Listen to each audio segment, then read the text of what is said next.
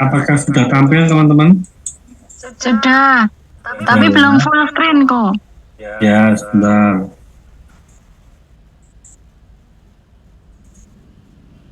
Teman-teman, tadi yang saya sharing, saya minta Anda tersenyum itu tenanan loh ya. Karena Anda sedang membawakan kabar sukacita ini, Anda grogi seberut, apalagi seberut gitu ya. Nggak kelihatan nanti sukacitanya ya. Ini sudah tak full screen-nya tapi belum muncul. Berarti tak ulang. Ini sudah full screen belum sekarang? Belum. Sudah kagak? Belum. Ulang ya. Masih biru. Belum hilang. Ini sudah? Sudah. Ya. Oke. Teman-teman, saya ulang. Sesi 1 tentang cinta kasih Allah, bagaimana Allah begitu mencintai kita. Sesi 2 tentang bagaimana setelah walaupun kita dicintai Tuhan, tapi kita masih sering berdosa dan butuh untuk diselamatkan Tuhan, maka Allah Bapa mengutus Tuhan Yesus untuk menyelamatkan kita. Ya. Sesi ketiga, setelah diselamatkan ngapain? Ya harus hidup baru, harus hidup dengan baik, kudus seperti Allah supaya hidup kita makin baik. Gitu ya. Terus sesi keempat ini, bagaimana sih supaya kita bisa hidup dengan baik, yaitu dengan menerima karunia-karunia Allah, teman-teman. Ya, saya lanjut. Saya sharing sebentar. Saya pertama kali ikut retret awal ketika di Tumpang itu sulit banget, tahun 92 kira-kira. Sudah 30 tahun yang lalu, 32 tahun yang lalu. Sekali lagi, karena saya datang dengan banyak luka, saya di sana itu nggak mudah apa-apa gitu lah ya. Seperti saya bilang kemarin ya, saya diceritain tentang bahwa Allah mencintai saya itu sangat masih hanya di pikiran saya gitu ya. Jadi ketika saya mau masuk sesi pencurahan roh, itu juga saya nggak berharap banyak gitu ya. Ya tadi itu seperti Chris bilang, DKI syukur orang ya apa-apa gitu ya.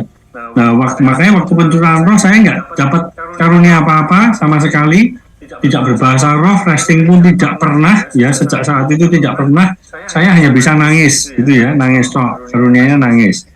Lalu ya saya mengeyem-yem diri sendiri, wah barangkali saya dikasih karunia lain, karunia kesadaran, pengetahuan, pengajaran atau yang lain-lain begitu ya. Ya wes tak yem-yem, dan karena justru tak yem-yem, ketika ada kesempatan pencurahan roh lagi saya tuh nggak minta. Saya tidak minta karunia-karunia lain. Jadi minta kan ya nggak apa-apa ya. Itu senjata kita, itu bekal untuk kita gitu ya. Nah ini teman-teman, yang pertama adalah kalau mau minta karunia roh itu ya harus haus, ya harus minta, ya harus kepengen banget gitu ya. Syaratnya haus dan mau datang kepada Allah. Jadi saya lanjut ya.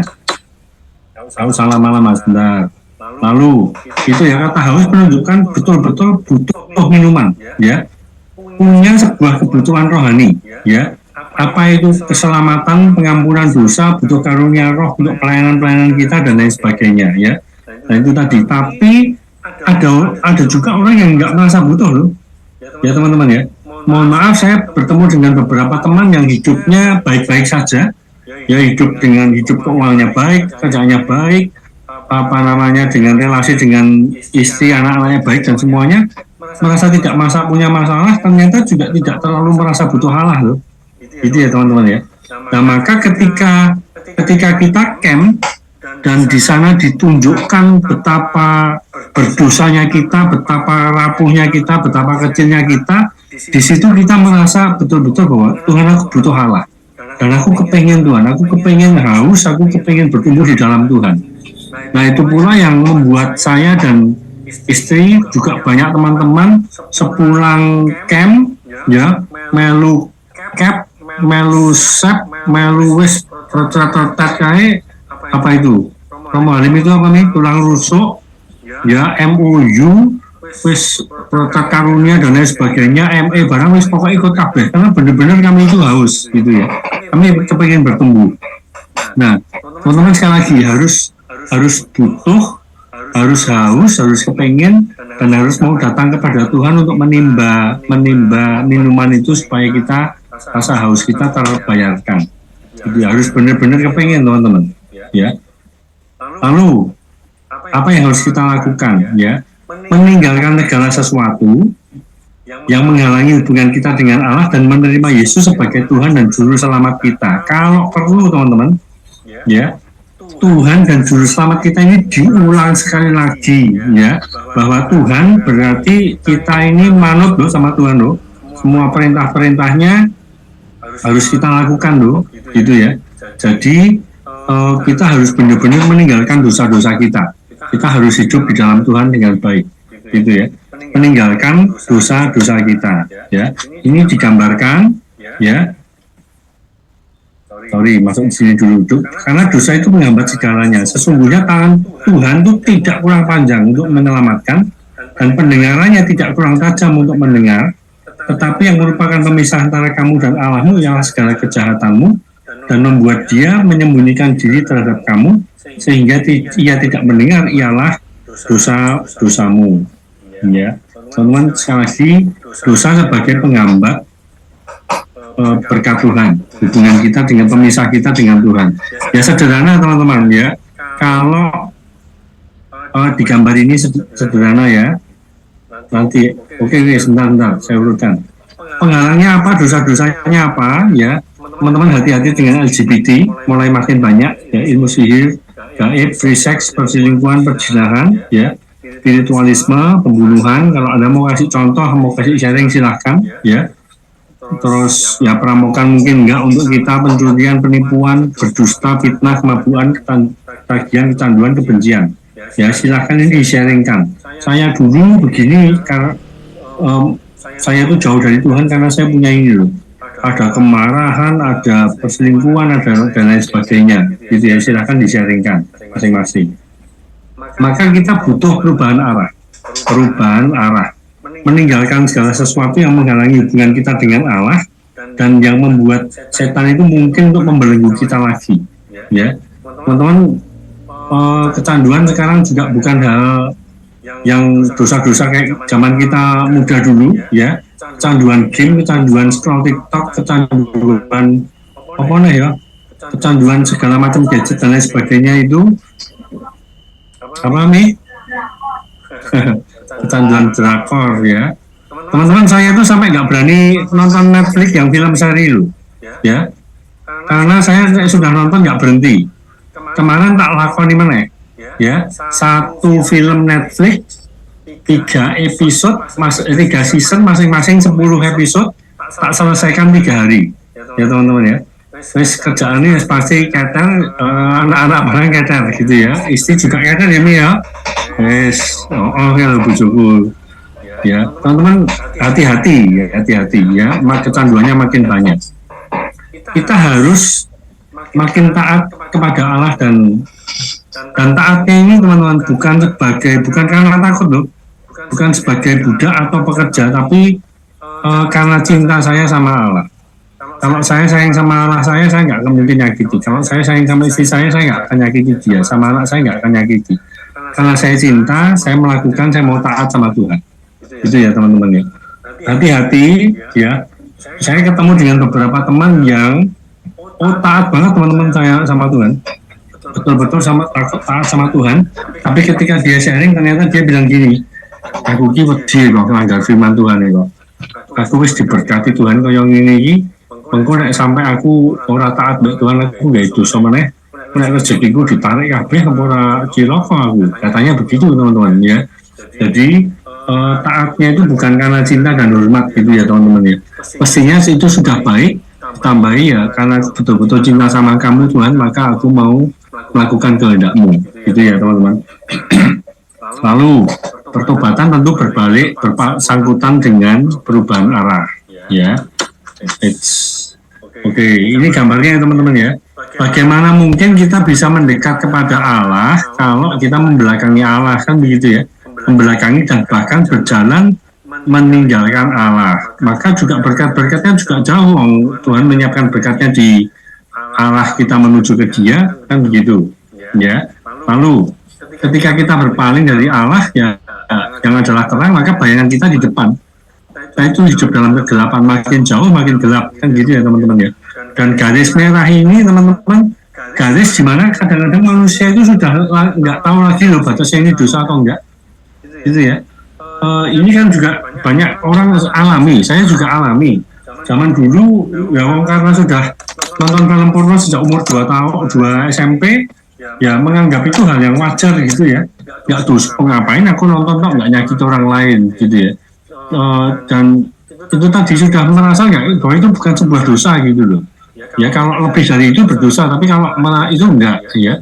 Tapi kalau orang yang terbiasa sudah jajan berhubungan seks atau melakukan dosa-dosa yang lain, ya hal sepele nek emosi sisik marah bagi dia sederhana loh. Orang marah itu ya emosi itu ya marah ya normal kan begitu. Jadi sudah merasa tidak berdosa lagi, padahal itu bisa menyakiti orang-orang sekitar kita, ya. Maka kita butuh untuk metanoia berbalik 180 derajat, ya. Teman-teman kalau di sini biasanya kita ngomong jangan 360 derajat, 360 artinya saya biasanya kan kalau pembicara itu kan salibnya di belakang, kita menghadap ke umat gitu ya.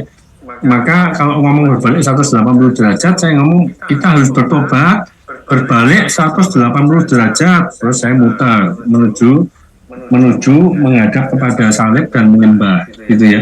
Terus saya balik lagi ke umat ngomong jangan 360 derajat, saya muter lagi tapi tidak berhenti menghadap ke sana salib, saya balik ke umat podo wae ya, saya ngomong gitu harus 180 derajat tobatannya. Lalu maka kalau kita menghadap Allah yang adalah terang, bayang-bayang kita, kegelapan kita di belakang. Saya sudah berjalan di dalam terang, jalan di dalam hidup Tuhan. Nah, makanya di sini kalau sudah menghadap Tuhan, ya berkat-berkatnya itu di sana, ya gitu ya. Damai sejahtera, sukacita, dan lain sebagainya ada di depan, gitu ya teman-teman ya. Sudah tidak di belakang kita, masih akan dapat berkat Tuhan, gitu ya. Lalu caranya bertobat itu bagaimana? Ya sederhana teman-teman. Lukas 15 ayat 11 sampai 32 tidak usah dibacakan ya. Hampir kita semua sudah tahu ya, dan ini kita hanya mengulang saja. Yang pertama harus sadar. Kita nanya biasanya apa? Sadar, umat jawab sadar gitu ya. Harus menyadari bahwa ternyata ini dosa toh, gitu ya. Saya mengakui bahwa saya ini berdosa, gitu ya. Ada yang tidak beres dalam hidup saya dan saya butuh perubahan, ya. Tapi apakah sadar cukup? Tidak loh. Ternyata banyak orang tahu main perempuan, main narkoba, marah-marah itu dosa, tahu loh.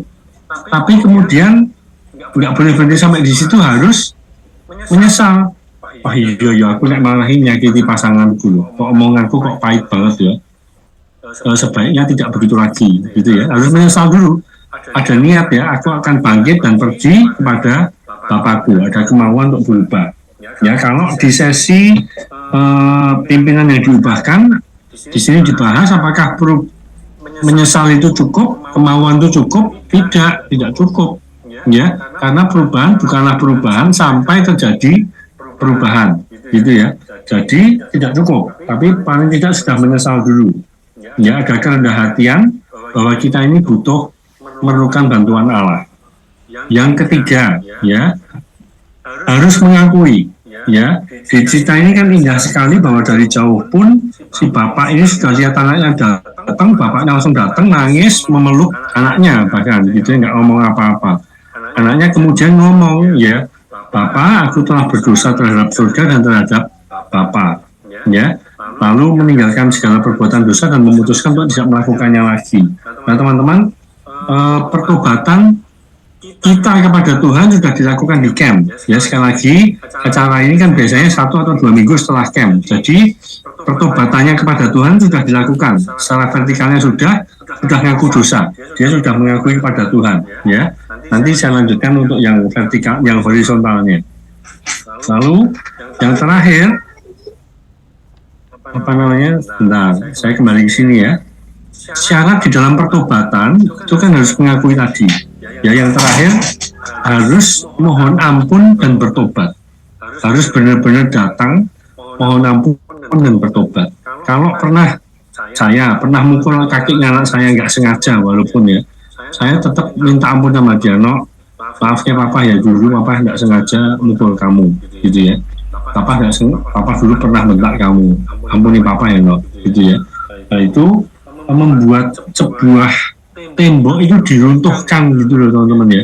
Dulu yang anak saya punya tembok, sekarang karena saya minta maaf dan dia memaafkan saya, itu temboknya itu diruntuhkan dan relasi kami makin baik lagi, gitu ya. Dan harus mau bertobat. Oke, lalu, kok nggak jalan? Baik, pertobatan tidak harus total, nggak boleh setengah-setengah, ya. Harus mohon terang Roh Kudus. Yang kedua, terus menerus. Mengapa? Karena daging kita lemah. Ya, kemarin sudah dibahas di sesi penyelamatan. Roh penurut, tetapi daging lemah. Harus berpaling dari dosa-dosa itu tadi, ya. Itu ayat-ayat tentang dosa-dosanya, ya.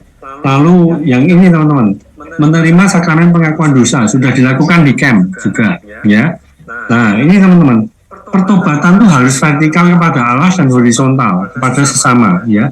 Jangan berpikir setelah bertobat di camp terus wis sekti gitu, suci gitu, nggak akan berbuat dosa lagi. Hati-hati, kita masih hidup di dunia, masih bertemu dengan kondisi dan orang-orang yang bisa membuat kita berbuat dosa, gitu ya. Jadi harus hati-hati kepada Tuhan maupun sesama, kita masih bisa berbuat dosa lagi. Dan teman-teman, saya ini harus menjadi keprihatinan kita bahwa hari ini saya Komsel untuk Semarang Barat, teman-teman, ya.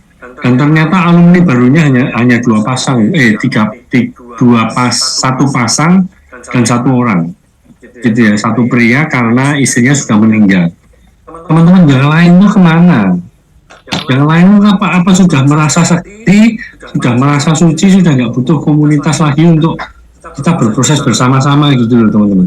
Nah ini yang mesti kita ingatkan terus bahwa kamu tanpa komunitas kamu nggak bisa. Kita ini tiap hari berbuat dosa, maka kita harus terus bertobat terus teman-teman. Gitu ya, vertikal dan horizontal kepada sesama. Sekali lagi kepada sesama pun juga harus berani ketemu, ya. Mengakui salah, minta ampun dan mohon supaya dia mau mengampuni kita. Kalau nggak mau gimana? Kalau dia nggak mau ngampuni itu urusannya dia. Urusan kita sudah beres sekarang. Yang penting kita sudah bersih, tinggal dia mengampuni kita. Ya tentu kita minta maaf dengan cara yang baik, gitu ya. Lalu, teman-teman, harus minta dengan iman teman-teman, ya. Lukas 11 mengenai saya sudah bahas mengenai orang yang minta roti, minta ketuk dan meminta pasti dikasih, gitu ya. Dan di ayat terakhir yang dikatakan barang siapa meminta Roh Kudus maka Tuhan akan memberikan kepadanya, gitu ya. Lalu harus bersandar dan percaya. Percaya ini percaya sungguh-sungguh, gitu ya. Di Matius 14 bercerita mengenai Tuhan berjalan di atas air. Dan Simon bilang ke Tuhan, kalau itu engkau, aku pengen berjalan juga di atas air. Lalu dia berjalan hanya beberapa langkah terus jatuh, gitu ya. Karena dia tidak percaya sungguh-sungguh. Nah nanti ketika minta hidup baru, ya pokoknya percaya Tuhan aku minta dan engkau akan kabulkan. Tadi ya, dia sudah bilang mengenai ibu yang pendarahan, dia minta dengan sungguh-sungguh kalau aku berhasil menjamah pasti sembuh, pasti aku diberkati, pasti aku bisa hidup baru. Itu harus minta dengan sungguh-sungguh teman-teman ya. Berikutnya ya, Bunda Maria sebagai teladan kita, dia dia manut dengan hidup baru dalam Tuhan. Sesungguhnya aku ini hamba Tuhan, jadilah padaku menurut perkataanmu itu, ya. Maka kalau Bunda Maria manut, keselamatan terjadi di dunia. Kalau kita menanggapi panggilan Allah dan hidup dalam ketaatan, ya, kita sudah mengarah kepada Allah tadi, maka akan lebih mudah Allah itu untuk memberkati kita, Roh Kudus untuk berkarya dalam hidup kita, Roh Kudus untuk menuntun, pembimbing kita, teman-teman, ya. Teman-teman bisa bayangkan ya, kalau kita ngomong sama orang yang sedang menjauh dari kita ini, omongannya kita kan tidak didengarkan ataupun tidak didengar, gitu kan, tidak dilakukan. Tapi kalau ada orang yang kita ajak ngomong, mau mendekat dan mau duduk, mau diam di depan kita ngomong, dia mendengarkan dan melakukan, kan akan lebih mudah bagi Roh Kudus untuk berkarya. Gitu ya teman-teman ya. Teman-teman,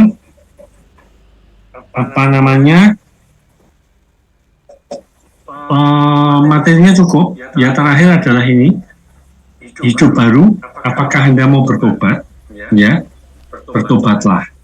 Ya, teman-teman, sesi ini penting. Ya, sesi ini penting. Anda harus belajar membawakan dengan sepenuh hati Anda. Ya, terutama kalau Anda memilih sesi ini dan punya pengalaman dalam hal ini, gitu ya teman-teman ya.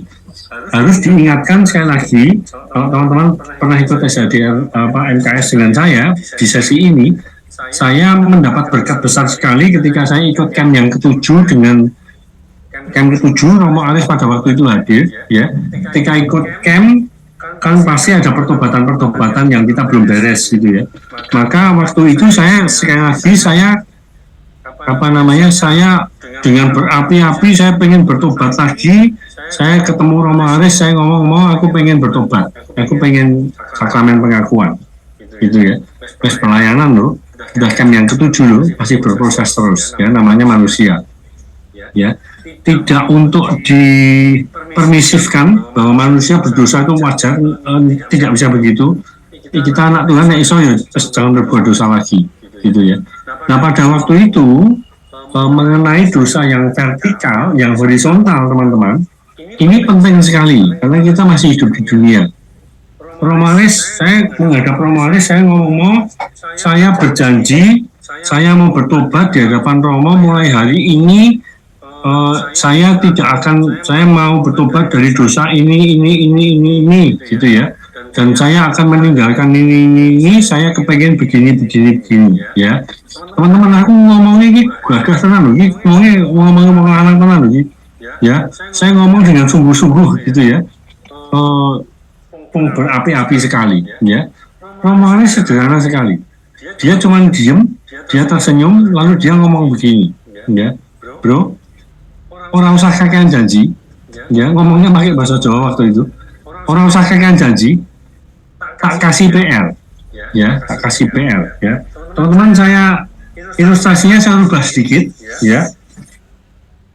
Ini senjata saya, ya kan ya teman-teman ya. Ada satu tas tali, ya. Talinya tali karet teman-teman, ya. Ketika ada dosa di dalam hidup saya, maka akan ada satu penghalang antara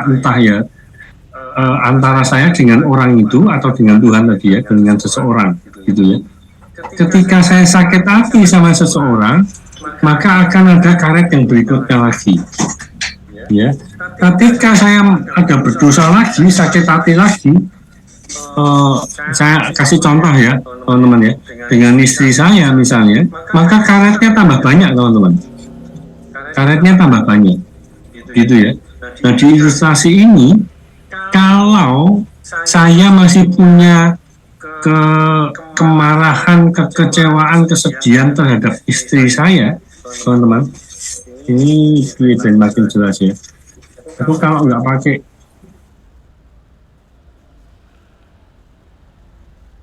ya wes nggak apa ya teman-teman ya. Bentar. Teman-teman pokoknya bisa bayangkan ya, di hadapan saya ini ada tali karet ya yang cukup banyak antara saya dengan istri saya.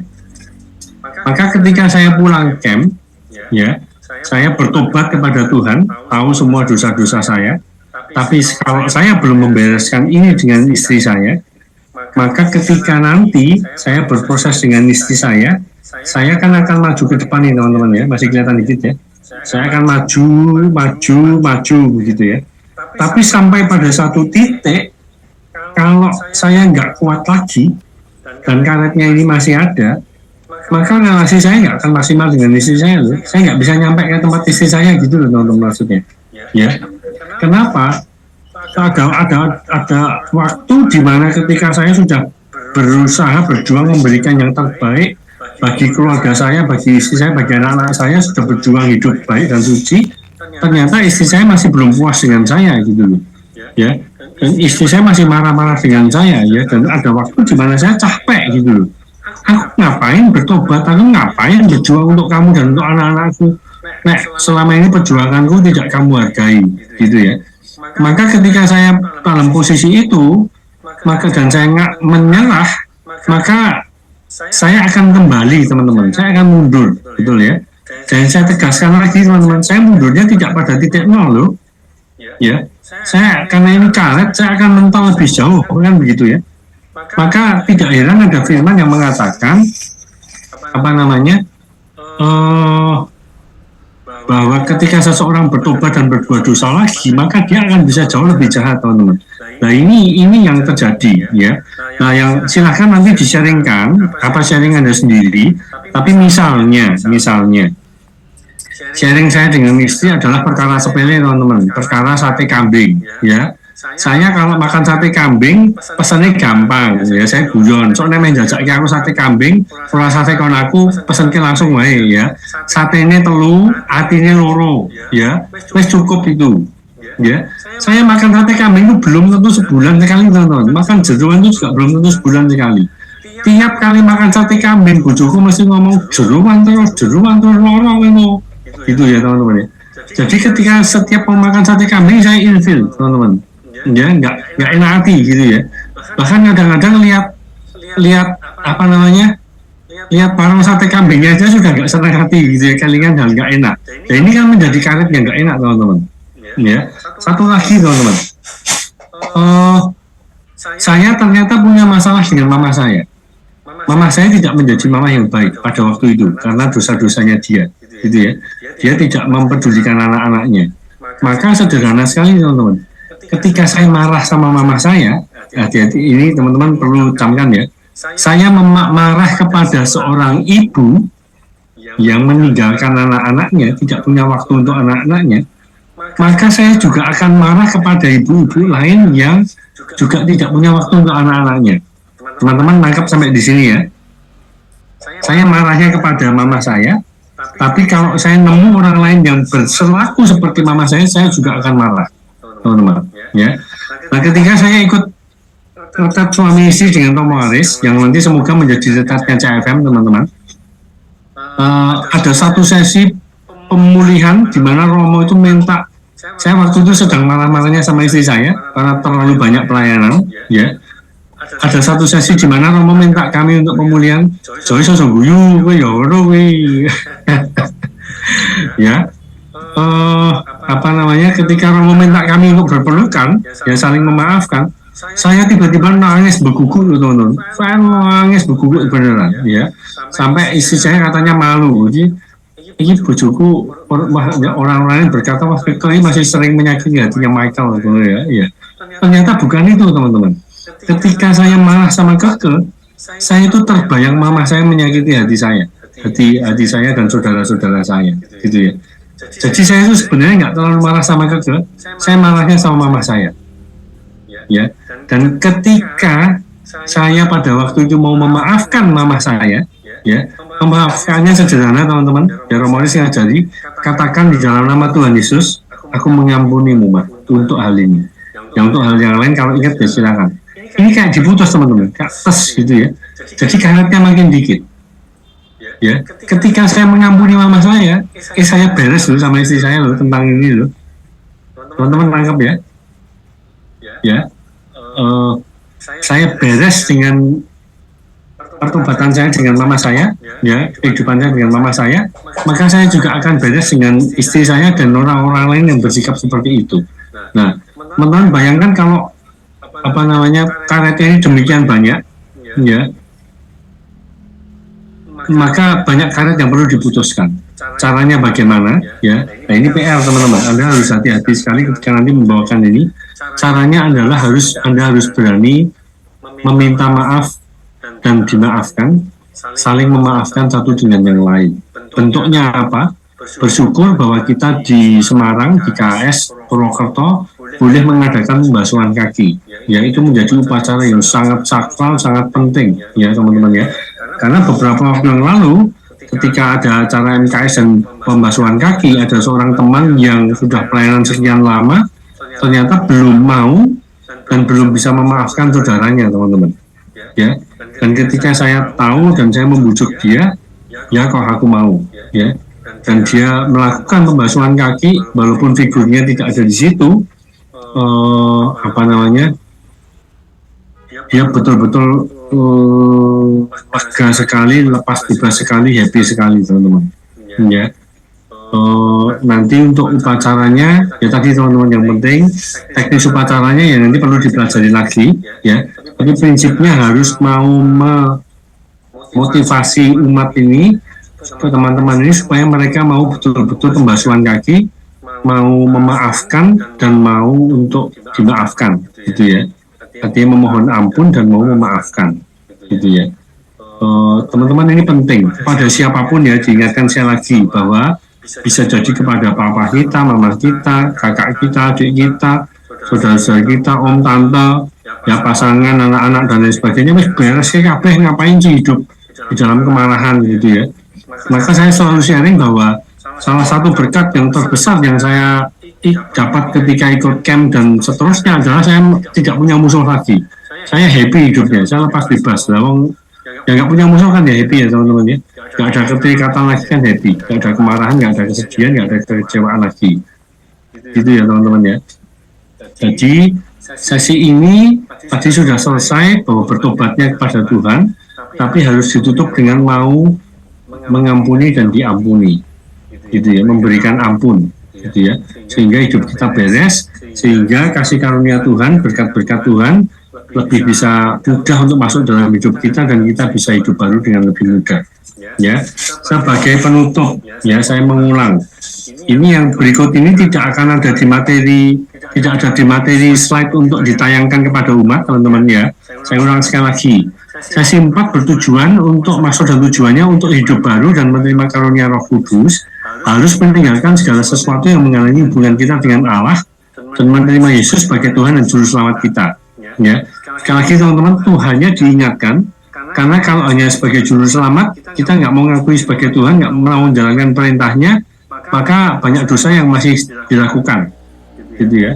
Dengan cara meninggalkan dosa dengan bertobat, dan salah satu hal yang perlu dilakukan dalam proses pertobatan itu adalah minta ampun kepada Tuhan dan sesama, juga memberikan pengampunan kepada orang yang bersalah padanya ya, memberikan pengampunan kepada orang yang bersalah kepadanya.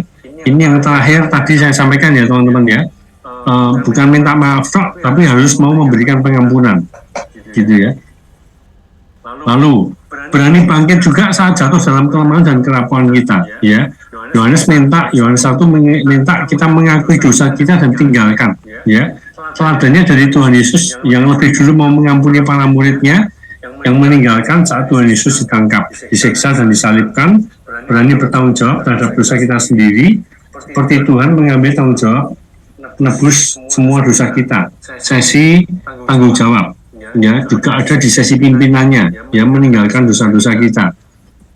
Kalau di sesi tanggung jawab kan tadi ya, Tuhan minta kita bertanggung jawab atas dosa-dosa kita, mengakui karena Tuhan sudah menebus kita ya. Di sesi pimpinan, kalau pimpinan bertobat, berubah, semuanya ikut berubah, hidup kita akan makin diberkati, dan ini kan banyak kita sudah mengalami teman-teman ya. Tuhan mengajarkan suatu tanda untuk mengampuninya dengan cara membasuh kaki ya para muridnya saat perjamuan terakhir. Demikian supaya hidup kita bahagia. Kita menelok, aduh ada yang kepotong ini. Nah, demikian supaya hidup kita bahagia, kita meneladani Yesus dengan membasuh kaki pasangan kita, karena membasuh kaki artinya merendahkan hati, melepaskan pengampunan ya untuk pasangan dan terutama pasangan ya teman-teman ya, supaya kita tidak terikat oleh problem emosi yang menjadi celah di hati kita bagi si iblis untuk masuk ya, sehingga potensi hidup kita juga mengalami pemulihan. Karena ketika kita tidak mengampuni, kita sudah melakukan hal yang jahat di mata Allah, sehingga Allah Bapa juga tidak akan mengampuni kita ya.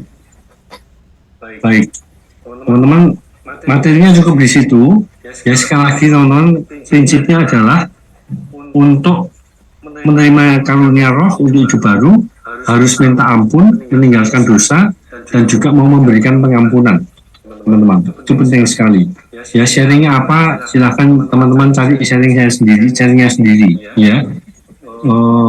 Sekali lagi pokoknya ya, banyak versi di dalam saya juga banyak teman-teman ya. Saya selalu mengingatkan, yang terakhir ini saya mengingatkan dulu teman-teman, kalau kamu tahu pasanganmu itu masih sakit hati sama papahnya ya, dan kamu tahu bahwa itu akan membuat potensi bahwa pasanganmu juga akan marah sama kamu, ya seorang figur bapak, masih mau nikah sama pasanganmu nggak sebelum itu beres? Kan gitu ya? Nggak mau teman-teman, beres sisik kayak kita nikah. Daripada nanti kamu malah pasanganmu terus kamu malah aku, relasi kita nggak jadi baik, ya. Karena teman-teman ingat ya, ini salah satu peribahasa kesukaan teman istri saya nih, bahwa seorang wanita itu akan seorang anak perempuan akan mencari figur seperti bapaknya. Bapaknya baik, dia cari figur bapak yang baik, suami yang baik. Bapaknya jahat, dia akan cari figur bapak yang jahat loh. Dan ada sangat besar kemungkinan dia juga akan membenci pasangannya seperti dia membenci bapaknya. Teman-teman nangkep ya sampai di sini ya, bisa mengerti ya. Jadi betul-betul hal ini perlu dibereskan dulu teman-teman supaya hidup teman-teman beres. Nah, teman-teman tadi siang kami sempat diskusi bahwa sesi ini penting ya teman-teman, harus ketika nanti mau memilih sesi ini harus benar-benar matang gitu ya, karena sesi ini kan menjadi pendobrak, memberi kelegaan, membuka pintu untuk rahmat Tuhan datang untuk nanti bisa pencurahan roh dengan baik gitu ya. Jadi teman-teman harus menguasai, dan teman-teman kalau masih punya ganjalan sama siapapun cepetan beresin, jangan dieman-eman ya. Tadi loh teman-teman ya, jangan ngomong kita sudah pelayanan terus sudah beres loh ya. Teman kita tadi sudah ikut camp bawa berkat sudah kesekian kali, ternyata juga masih belum mau atau belum bisa membereskan loh ya. Sebisa mungkin dibereskan gitu ya. Semua teman-teman bereskan apapun itu dengan pasangan, dengan anak yang setelah kita pengalaman pun masih terjadi gesekan-gesekan lagi, cepat beresin teman-teman ya. Maka kan kita diajarkan sebelum matahari terbenam sudah bereskan dulu dengan apa hal yang tidak beres ini tadi gitu ya. Jadi teman-teman supaya karetnya nggak makin banyak ya, ketika terjadi gesekan cepetan minta maaf. Itu kayak dipotong terus gitu loh teman-teman. Jadi nggak nambah karet-karet baru gitu loh ya. Teman-teman bisa nangkep ya. Jadi sharingnya harus kuat ya. Bu Emil ini apa guru atau Bro Emil? Kenapa bro? Bro Emil ini guru. Pegawai swasta tapi dulu pernah jadi guru. Ya, Bu Emil kan melankolis sekali ini ya. Orangnya sangat rapi sekali, tertata sekali. Mengingatkan saya lagi, ini tidak bisa diajarkan hanya dengan teori Bu ya. Harus di-sharingkan betul-betul dari hati. Ini loh saya dulu nggak ngampuni bapak saya, nggak ngampuni pasangan saya hidupnya masih punya kemarahan, saya masih punya ganjalan ini, membuat hidup saya itu merana gitu ya Bu. Misalnya ya si Samil ya. Ini harus disampaikan dengan hati, bukan mengajar ya si Samil ya. Jadi benar-benar sekali lagi ya, sebuah sharing yang benar-benar muncul dari hati kita, supaya nanti teman-teman ya penting ya untuk bertobat ya. Lah harus bisa membawa sampai ke sana gitu loh si Samil ya. Teman-teman yang lain juga ya maksud saya. Baik, demikian dari saya teman-teman. Kalau ada pertanyaan sesi 4 maupun 5 silahkan, nanti saya akan jadi membantu.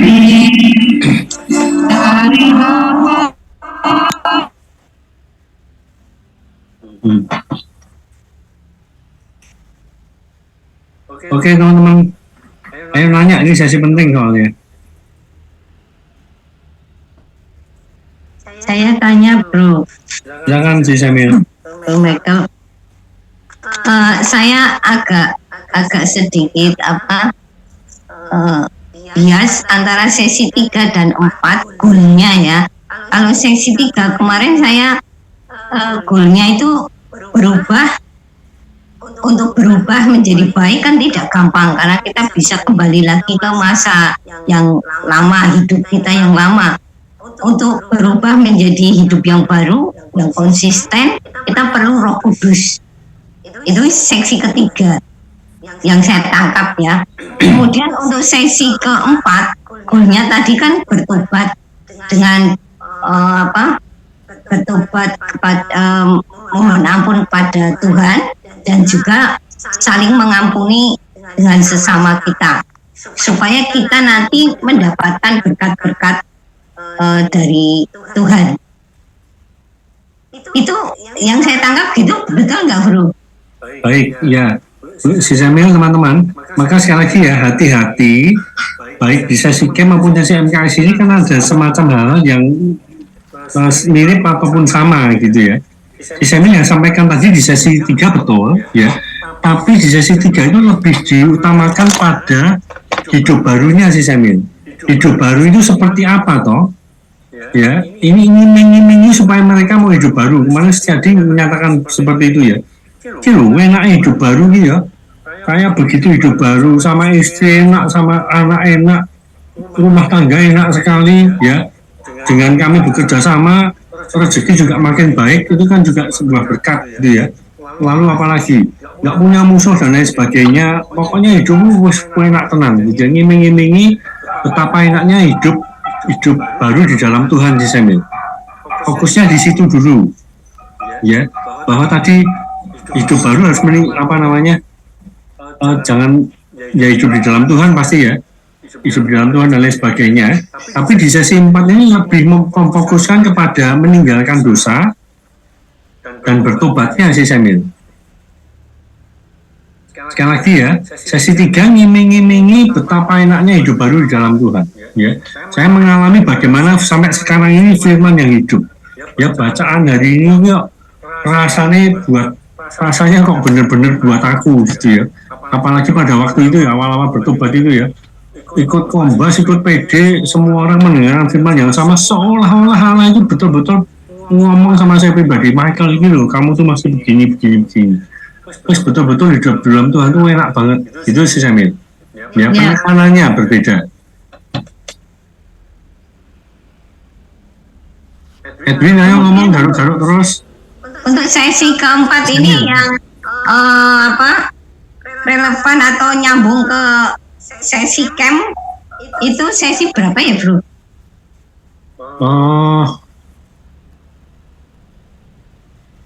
Bentar. Yang cermin kemuliaan bisa, artinya kan menjadi kembali kepada Tuhan itu ya. Kalau jiwa berkat ya, si Samuel. Ya.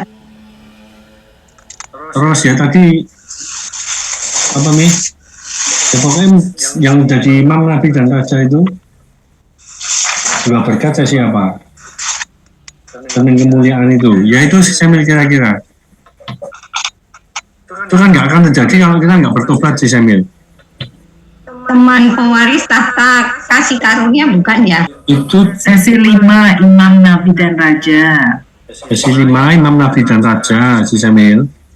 Cermin kemuliaan juga ya, nyambung ya si Femi ya. Iya. Sama seperti bikin imam dalam rumahmu ya. Studi sesinya itu Fem. Iya betul. Ya benar.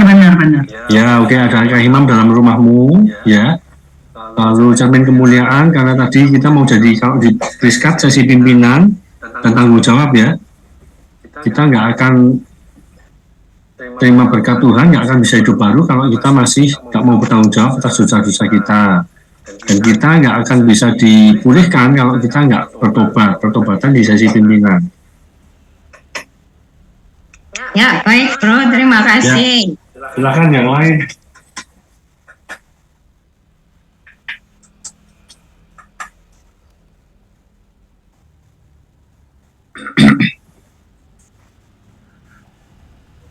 Bro, sorry bro, Ya. tanya nih. Bro Yohanes, silakan. Berarti kalau penangkapan saya itu hidup baru itu seperti kalau buku itu covernya gitu ya. Nanti untuk menerima karunia itu isinya atau penerapan di dalam kehidupan seperti itu. Ya betul artinya maksudnya sesinya tuh ya. Sesi hidup baru itu ingin menunjukkan dulu bahwa hidup baru itu enaknya kalau ini loh begini Ya. kita sudah diselamatkan. Nah caranya biar supaya hidup baru dengan untuk meninggalkan dosa kita, bertobat dan mau mengampuni juga. Itu bro, betul bro. Ya. Thank you. Itu ya si Samuel ya, lebih ditegaskan bagaimana cara hidup barunya itu loh si Samuel. Ya bro. Baik, silakan yang lain. Edwin sekarang di Bali mau di Magelang toh? 5 gelang bro. Oke, oke.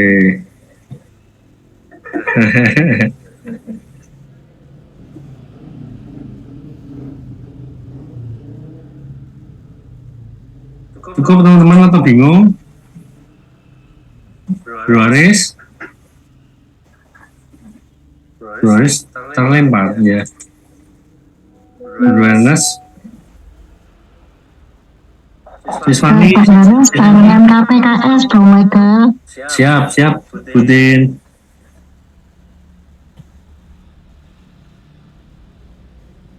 Bro Dobi, dengaran lantang ini. Mudeng ya? Kok nggak ada suaranya Bro Dobi? Suaramu nggak masuk Bro?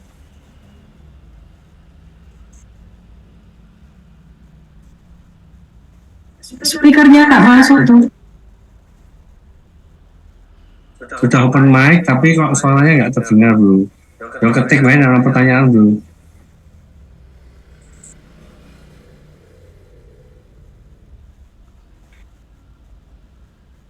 Ya teman-teman, mohon supaya sesi ini betul-betul dimengerti ya teman-teman ya, karena ini penting sekali. Tadi kami juga bahas bahwa ini sesi penting ini harus apa namanya, teman-teman harus lurus beneran, maksudnya menguasai beneran gitu loh teman-teman ya.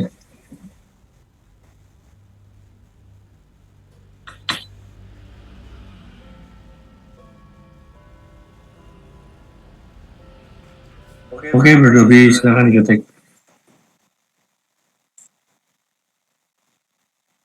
Sekali lagi mengingatkan dulu sambil nunggu Bro Dobi ngetik, teman-teman harus bisa membawakan sesi ini dengan penuh emosi Anda gitu ya, dengan pengalaman Anda ya, jangan yang data-data tok gitu ya, harus bisa membawakan dengan baik.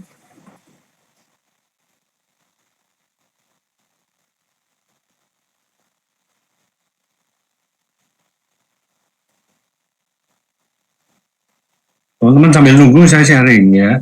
Jadi mama saya kan dulu kan pernah meninggalkan kami anak-anaknya gitu ya. Ini bukan untuk apa-apa tapi untuk menjadi kemuliaan Tuhan gitu ya.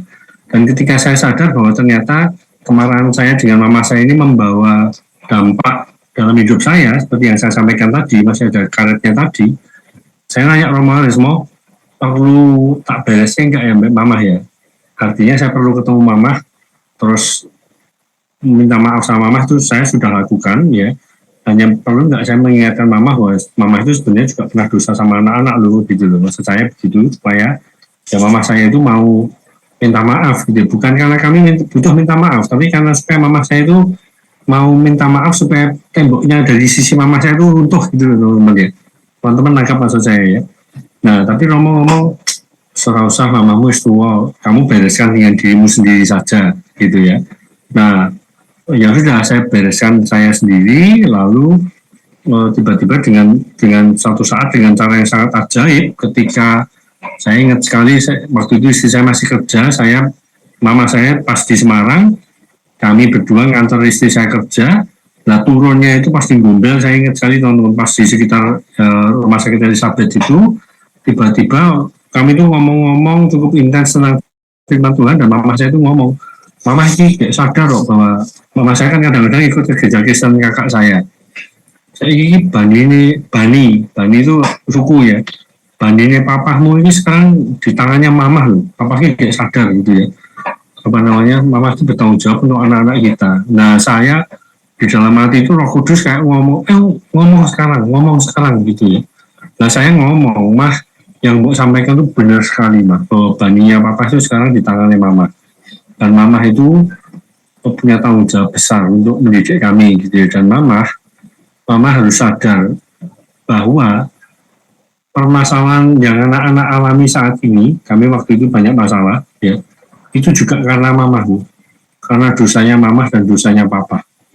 Dan kalau mama pengen hidup mama lebih baik, mama harus menyediakan waktu, merendahkan hati untuk mau minta maaf sama anak-anak, walaupun kami itu nggak butuh. Tapi sekali lagi, karena supaya dari sisi mama saya itu temboknya diruntuhkan gitu.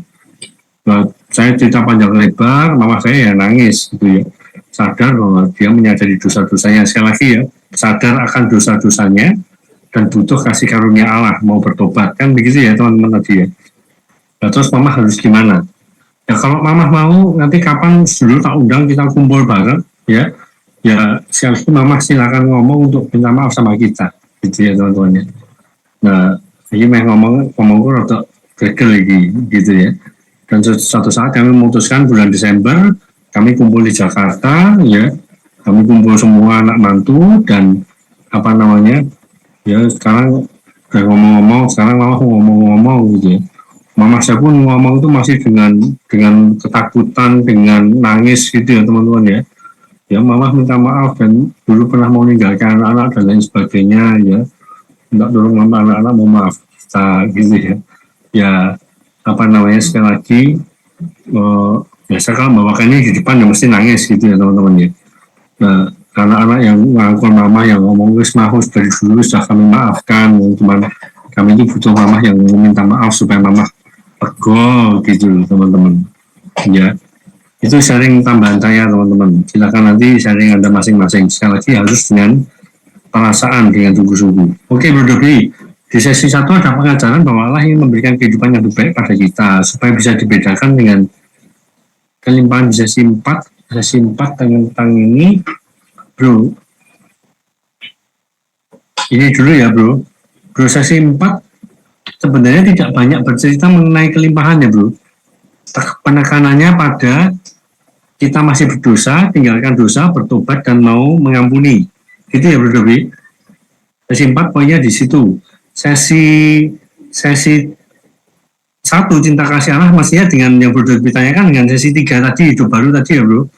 Apa namanya? Hidup baru itu seperti apa sih? Hidup yang enak banget, yang diberkati. Bro, sesi 1 kan masih bicara secara umum, belum hidup baru ya.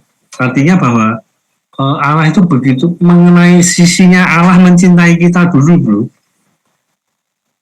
Bahwa kita ini nggak kenal Allah ya, tapi kemudian sekarang kita tahu Allah mencintai kita, dan Allah saking cintanya itu pada manusia, kita diciptakan segambar dan serupa Allah, dihembusi Allah, menjadi anak-anak Allah dan lain sebagainya Bro. Nah, hidup baru dalam rohnya ini mengiming-iming secara real, nek wis hidup baru dalam roh itu kelimpahannya, sukacitanya itu seperti apa toh gitu Bro ya. Itu yang pertanyaan pertama. Pertanyaan kedua, untuk teman-teman yang masih baru ini, tips supaya rileks, banyak senyum dan santai gimana, nggak tegang gimana ya. Yang pertama ini Bro Rene ngerti, ini motivator, ini konsultan ya Bro. Ternyata belajar tersenyum 20 sebisa mungkin selama 20 detik itu membantu kita untuk makin rileks dan makin santai Bro. Gitu ya. Yang pertama itu. Yang kedua, ya pasti harus menguasai sesinya. Nek menguasai sesinya kita lebih rileks, lebih gampang ya. Ini tips aja dari saya. Yang ketiga, saya pernah ketika saya dulu jadi WL ya, apa namanya, Engkong Jatmiko kalau Anda masih ingat, pada waktu itu ngomong Bro, ojo formal, bar nyanyi doa terus bar melalui apa dia bilang take your time ya, pembukaannya itu secepat mungkin tapi sesantai mungkin, cari cara supaya apa namanya take your time. Mendingan waktu di WL itu ya jangan masuk sesi, jangan berdoa, jangan nyanyi dulu sebelum teman-teman tuh santai gitu ya, bikin supaya mereka enak dulu gitu ya. Makanya kan kadang-kadang ada guyon dulu. Nanti teman-teman pun juga perlu belajar di sesi ini guyonnya apa ya, itu perlu belajar Bro ya Bro and Sis. Ini perlu ya, kalau mau apa namanya amati, tiru dan modifikasi ya nggak apa-apa. Pokoknya nek mau niru plug ya nggak apa-apa, mau punya sesi yang lain ya nggak apa-apa ya. Saya di sesi 4 ini juga punya cerita lucu ya tentang karet tadi. Pada suatu kali saya tuh lagi berenang, sudah dewasa ini ya, berenang di Solo. Ya, tiba-tiba ada anak Arab Bro, mungkin ada yang belum pernah dengar. Ada seorang anak laki Arab, saya lihat lagi berenang, dan tiba-tiba saya marah loh. Ya, teman-teman tahu sebabnya? Ya, ternyata pada waktu SMP saya dipalak sama anak Arab gendut kayak gini, Bro. Ya, jadi sekali lagi saya ngeliat anak Arab gendut ini marah saya, ya, guyon. Nah, tadi ya saya sambungkan, Kalau saya malah sama mama saya dan ternyata saya malah mbak kamu, ya wajar karena sama-sama ibu yang tidak punya waktu untuk anak-anaknya gitu loh. Ya itu joke saya ya. Ya Bro tipsnya tadi santai, senyum saya ya. Dan saya ingat ketika saya membawakan sesi di awal-awal Bro apa namanya di camp, pada waktu itu sudah di camp ya. Mau doa mau ben aku ben bisa bagus, bisa santai mau. Orang usah bagus berdobi jenengan yang ngerti ya toh. Orang usah tak doake, ono melayu ben normal adrenalinmu apa naik supaya kamu makin senang, makin sukacita gitu katanya. Ya, dibikin santai aja ya. Nanti belajar lah, nggak apa-apa. Ya, semua ada prosesnya, tapi bisa lah teman-teman. Ya. Baik, ada pertanyaan lagi? Malam Bro Mike. Siap, Bro Bambi. Mau tanya di sesi 4 ini tentang menerima karunia Allah itu, karunia itu apakah sama dengan kasih karunia Allah itu sendiri? Ya, dan iya, maksudnya cinta Allah sendiri gitu ya Bro? Iya, kasih ya, kasih karunia ya berarti ya. Sendiri, dan juga semua karunia-karunia sudah disiapkan untuk kita Bro Bambi.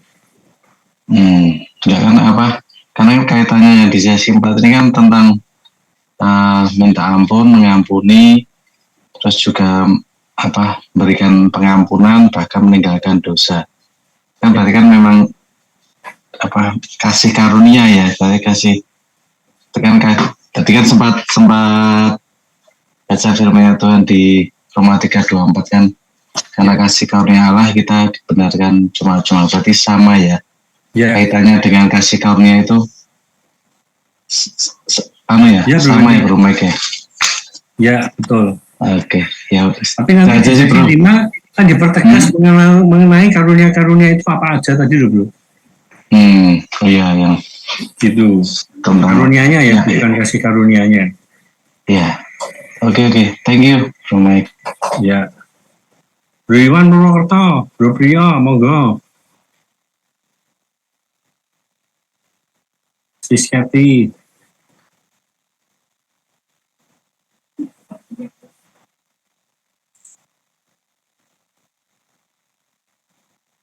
Bro Lili yang baru bangun tidur.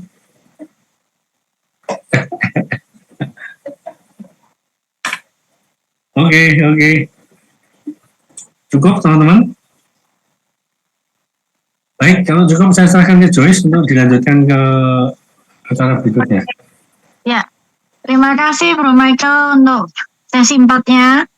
Oke, semoga teman-teman jadi tambah paham ya.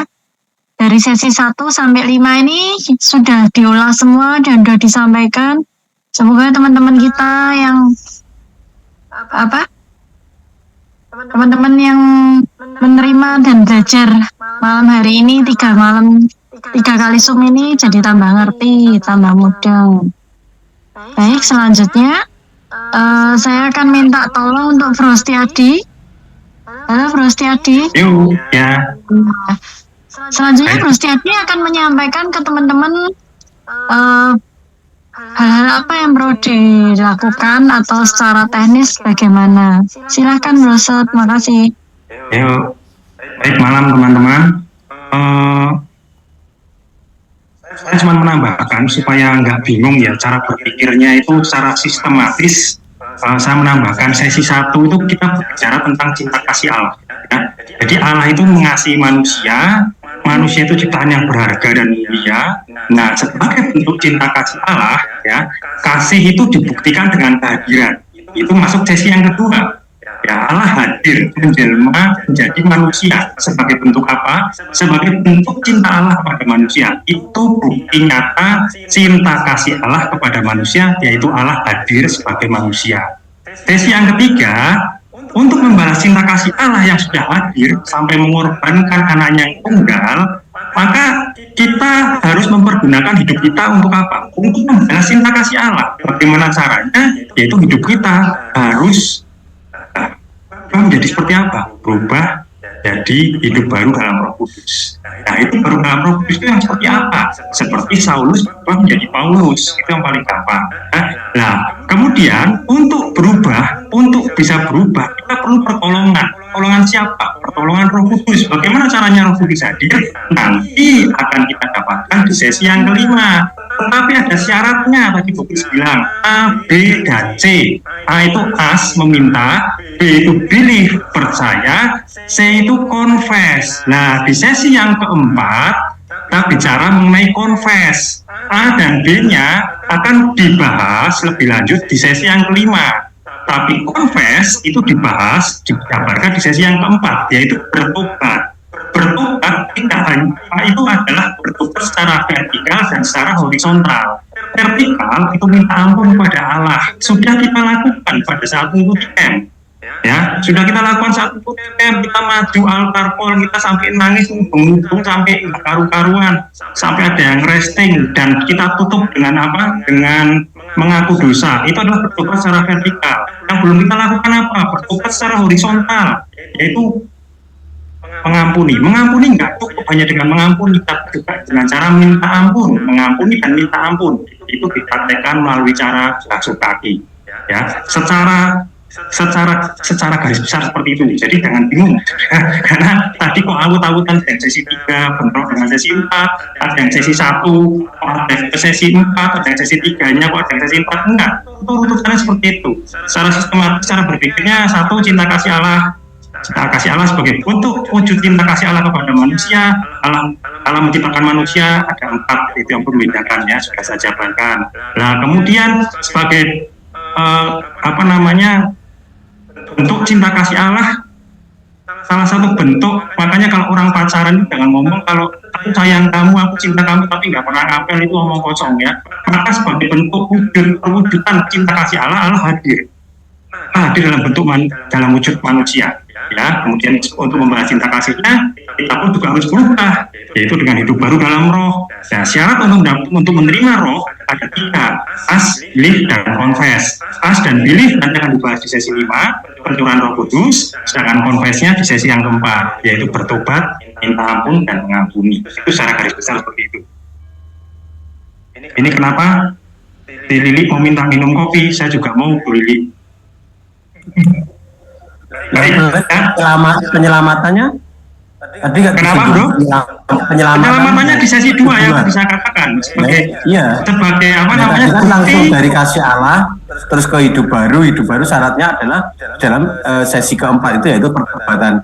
Nah kan kadang tadi aku nggak dengar tentang penyelamatan itu nggak disinggung, berarti tentang penjabaran itu loh kok. Penyelamatannya di sesi 2 sebagai bentuk cinta kasih Allah. Bukti Allah mengasihi manusia, Allah hadir menyelamatkan manusia, itu sesi 2. Menjadi manusia. Ya, Allah menjelma menjadi manusia, itu sesi 2, penyelamatan. Ya. Oke, sip. Baik, ya itu secara sistematisnya seperti itu, tapi kan perlu dijabarkan lebih lanjut. Nah, nanti kalau memang ada yang nggak jelas, bisa melalui proses mentoring. Ini saya akan jelaskan apa sih tahap selanjutnya yang harus kita lalui setelah kita selesaikan 3 kali tatap muka ya dengan online ini untuk penjabaran materi ya. Kemudian yang harus kita lakukan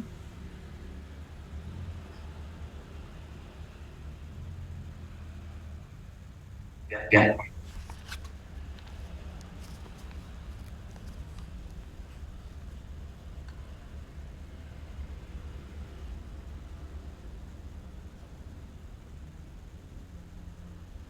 Jadi cepat ya.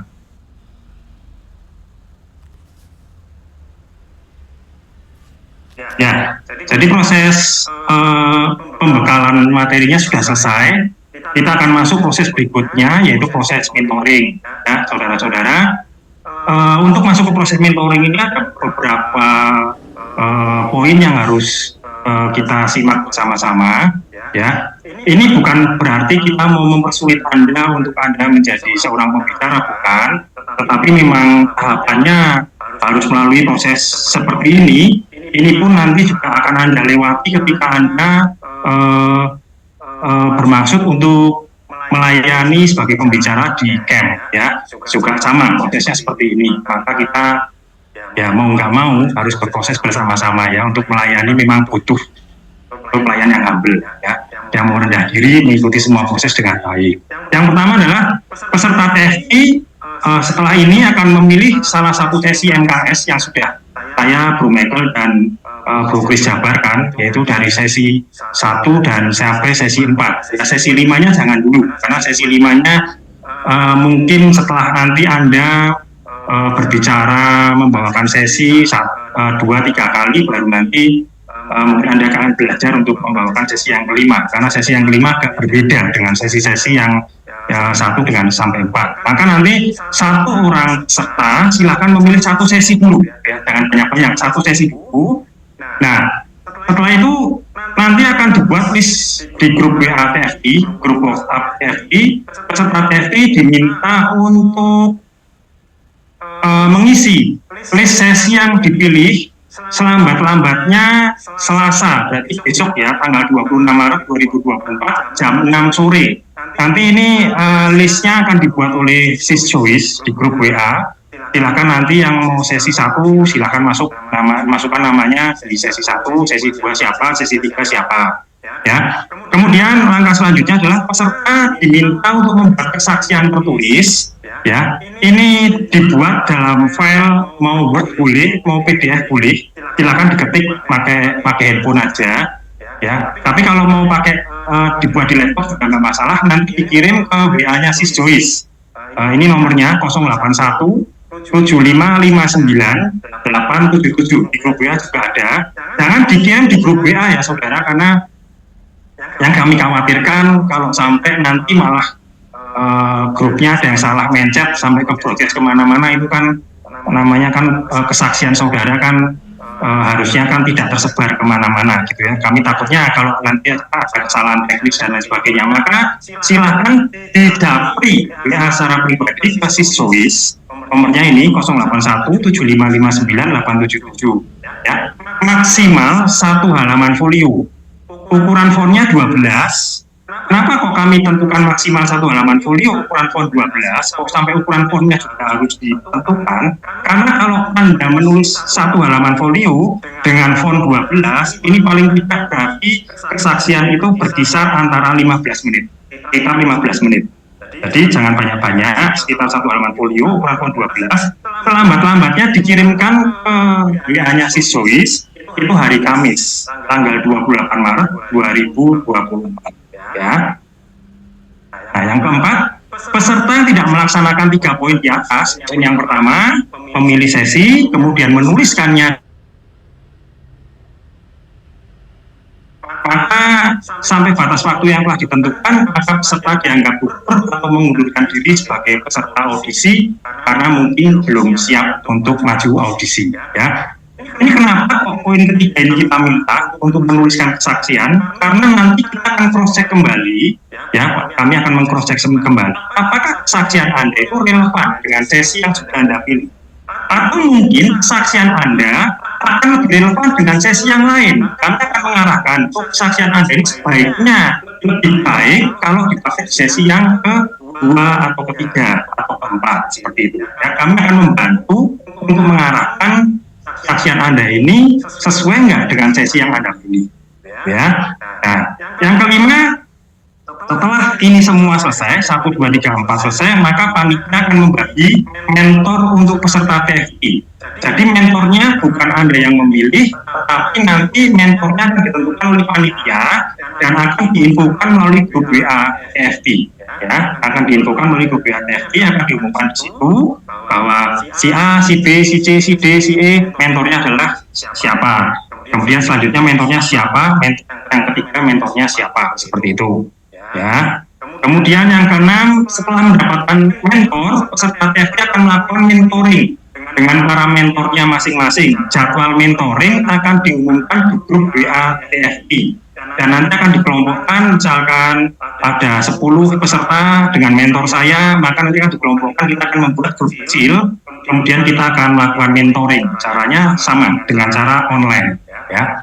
Nah, proses mentoring ini silakan diatur masing-masing peserta dengan para mentornya. Bisa dibuat grup WA kecil, kemudian meskipun tidak, nanti akan diadakan mungkin 2 kali tatap muka dengan cara online, ya, dengan mentornya, tetapi tidak menutup kemungkinan kalau 2 kali itu kurang, maka mungkin ya mentornya kalau memang masih ada waktu, silakan untuk mengatur waktunya kembali dengan peserta TFT-nya, atau kalau enggak bisa dilanjutkan dengan membuat grup kecil, misalkan sesi 1 mentor siapa, nah di situ bisa dibuat grup kecil untuk saling bertanya, saling melengkapi seperti itu, ya.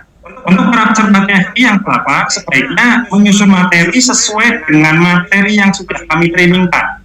Nah, jangan menambah dan jangan mengurangi. Contohnya, saya punya ayat ini bagus, kemudian dimasukkan di situ. Kemudian yang ini ayatnya kok kayaknya kurang bagus ya.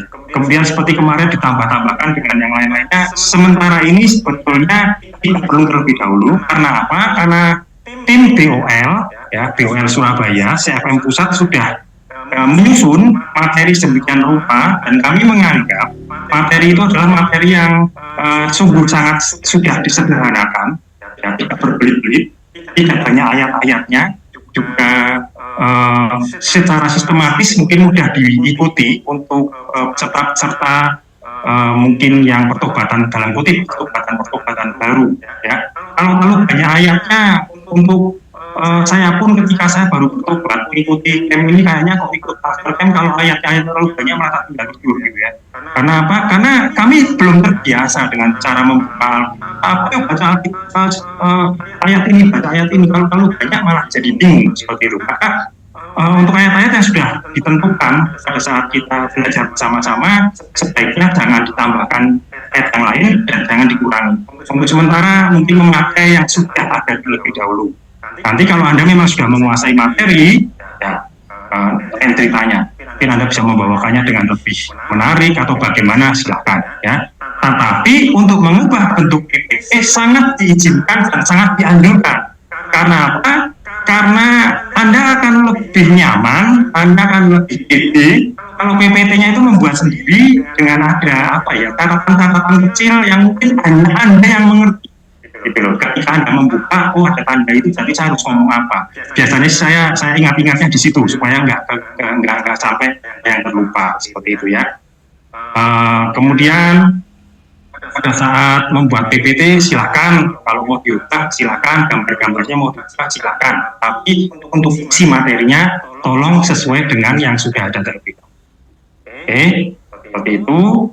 Dan selanjutnya, nah, kita akan ada 2 kali pra-audisi, ya. Pra-audisi ini akan dibagi menjadi 2 gelombang karena pesertanya cukup banyak, maka akan ada 2 gelombang. Gelombang pertama akan diadakan hari Kamis, tanggal 4 April 2024. Maka proses mentoring pasti akan berjalan mulai kira-kira setelah tanggal 28, karena Anda diminta untuk mengumpulkan mengumpulkan kesaksian itu tanggal 28. Maka proses mentoring akan berjalan antara tanggal 29 Maret sampai tanggal 3 April. Nanti akan diumumkan, misalkan yang ikut saya siapa, yang bersama-sama dengan Bro Michael siapa, dan kapan waktunya akan diumumkan di grup WA. Nah, kemudian gelombang yang kedua itu hari Kamis tanggal 18 April, jadi setelah libur Lebaran. Karena kita terkena libur Lebaran, maka kita juga libur, ya. Dan gelombang 1 ini nanti akan dibagi siapa saja yang ikut gelombang 1, siapa saja yang ikut gelombang 2. Nah, ini akan diumumkan di grup WA setelah proses mentoring selesai. Kira-kira akan diumumkan tanggal 3 April 2024. Nah, ini yang gelombang 1 pasti akan kumpul. Oh, kok sehari kok untuk membuat PPT dan lain sebagainya. Saya kira cukup ya 1 hari karena proses mentoring sudah berjalan. Jadi sudah ada waktu untuk kita semua bersama-sama membuat PPT-nya dan untuk berlatih bersama. Oke. Audisi offline akan diadakan di Solo, di Orient Restoran, tanggal 21 April 2024. Ini khusus untuk peserta TFT Keuskupan Agung Semarang. Untuk Purwokerto bagaimana? Akan diumumkan menyusul ya dari panitia Purwokerto. Dan siapa saja yang akan masuk ke audisi offline ini nanti juga nama-namanya akan diumumkan sebelum tanggal 21. Itu ada yang mau ditanyakan untuk segala proses yang akan dilewati? Bro, tanya bro. Ya. Minggu-minggu ini itu kita sibuk banget sama Kamis Putih, Jumat Agung, Sabtu Sepi. Rasanya ini umpek-umpekan itu mungkin ya bisa ya, cuman nggak bisa optimal. Rasanya begitu. Nggak tahu kalau teman-teman yang lain sanggup ya. Sis Joyce, bagaimana Sis Joyce? Ya betul katanya minggu Iya, hari suci. Jadwal kami sih, jadwal kami antara tanggal 1 setelah Paskah ya, Paskahnya kan tanggal 31 ya. Jadi jadwal kami mungkin akan berjalan itu proses mentoringnya antara tanggal 1 sampai tanggal 3. Ya. Nah, tanggal 1 sampai tanggal 3 setiap kelas mentor akan bertemu 2 kali online. Ya, entah itu misalkan Bro Chris menjadwalkan mungkin tanggal 1 dan tanggal 3, saya mungkin tanggal 2 dan tanggal 3, Bro Michael mungkin tanggal 1 dan tanggal 2 ya. Kalau untuk mentor mungkin nggak masalah ya bro, tapi masalahnya kita menyiapkan sharing segala, besok harus dikumpulkan dan sebagainya itu hari ini aja sudah tinggal jam berapa dan besok mungkin ada persiapan buat yang Kamis, Jumat, Sabtu itu loh bro. Belinda mau Silakan saya kembalikan ke Bro panitia Sis Joyce, Bro Michael. Joyce. Ya, oke, Viko. Baik teman-teman, menurut saya tidak perlu terlalu dipusingkan. Satu, karena Anda tidak membuat materi. Materinya sudah ada, firmanya sudah ada, jangan dirubah. Kecuali Anda ingin mengubah gambar dan bentuknya tadi itu. Dan tugas Anda itu satu, belajar, lalu menuliskan sharingnya itu yang paling penting, gitu teman-teman. Nanti kan masih ada minggu depan tanggal 1 sampai tanggal 3 untuk kita mentoring gitu. Itu menurut saya teman-teman. Diana Ya, dan untuk Pur, sharing. Apa? ya Jo. Untuk sharing itu batasnya masih tanggal 28 loh, Cilin. Yang tanggal 26 ini cuma nulis pilih sesinya aja. Yang besok. Ya, yang tanggal 26 itu hanya untuk milih sesi. Saya pikir sih untuk milih sesi mungkin sekarang pun Anda juga langsung punya Malam ini gambaran ya aja untuk milih bisa sesi. mungkin. Maaf. Ya, untuk tanggal 28-nya itu kesaksiannya tanggal 28. Ya mau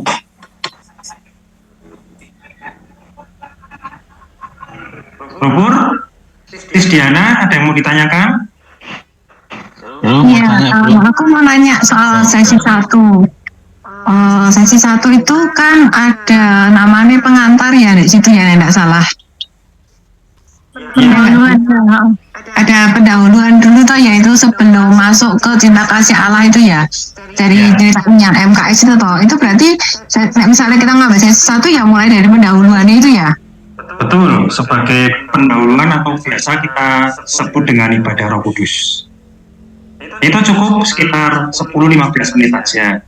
Enggak, sebenarnya pendahuluan itu kan yang mulai dari murid Kristus sejati itu ya bro ya. Ya, Sebuah perubahan itu kan ya sesi 1-nya tuh mulai dari situ atau dari mana? sesi 1-nya sebenarnya dimulai dari apa ya? Jadi kita harus menghubungkan yang merahnya itu gimana tuh antara camp dengan MKS. Jadi untuk kalau ya itu ada yang kalau camp itu kan kita berarti masih seperti ini, kemudian MKS itu kita berubah dalam proses untuk menjadi murid apa baru seperti itu, ada ya waktu itu ya. Nah sesi 1-nya dimulai di slide yang alasan mengapa kok Allah itu menciptakan manusia. Sesi 1-nya dimulai dari situ. Alasan kenapa Allah menciptakan manusia. Oh, ada ibadat Roh Kudus itu haus. Oh, mulai yang ini ya, mulai yang gambaran klub ini ya. Ya. Oke. Jadi yang awal prolognya itu pembukanya itu kenapa kok perlu MKS seperti itu? Prolognya itu juga kita perlu sampaikan kan waktu ujiannya itu. Iya pasti perlu. Karena itu related. Itu sesi 1 juga pembicara sesi 1 juga wajib untuk membawakan pembukaannya. Oke. Ya, udah makasih ya. Lopur? Nanya, Broset. Ya. Broset nanya, Broset. Yoi. Kan antara tadi nomor 1 memilih sesi dan nomor 3 adalah kesaksian. Nah, saat kita memilih sesi, mungkin kan tadi ada kemungkinan ternyata kesaksian kita tuh tidak, mungkin lebih tepatnya bukan sesi itu gitu loh. Nah, maksud saya, apakah boleh misalnya aku tuh nulis kesaksianku yaitu dengan maksimal 1 folio itu, terus nanti dari tim mentoring tuh yang menentukan, bisa nggak seperti itu, atau memang kita harus pilih dulu sesinya? Sebaiknya Bro tetap memilih dulu sesinya. Oke. Ya, jadi Bro lebih mantap sebetulnya di sesi mana gitu ya. Ya, nanti kita akan bantu untuk mengarahkan. Kalau memang kesaksiannya sudah related, sudah oke ya sudah, kita nggak akan. Berarti dengan begitu saat kita memilih sesi, kita juga harus memilih kesaksian mana yang lebih tepat di sesi itu, atau gimana?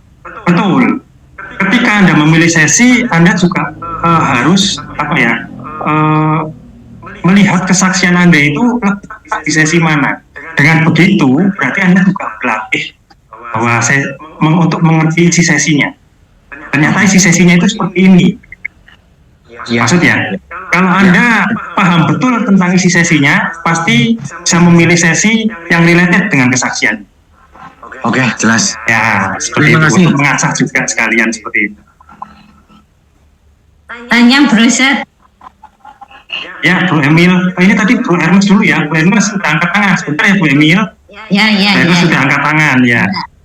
Gimana, Bro Ernest?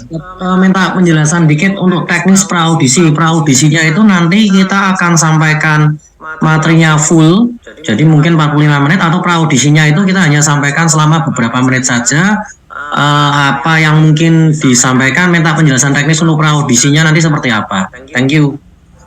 Oh ya, saya belum tulis di situ. Untuk audisi dan audisi waktunya hanya 15 menit.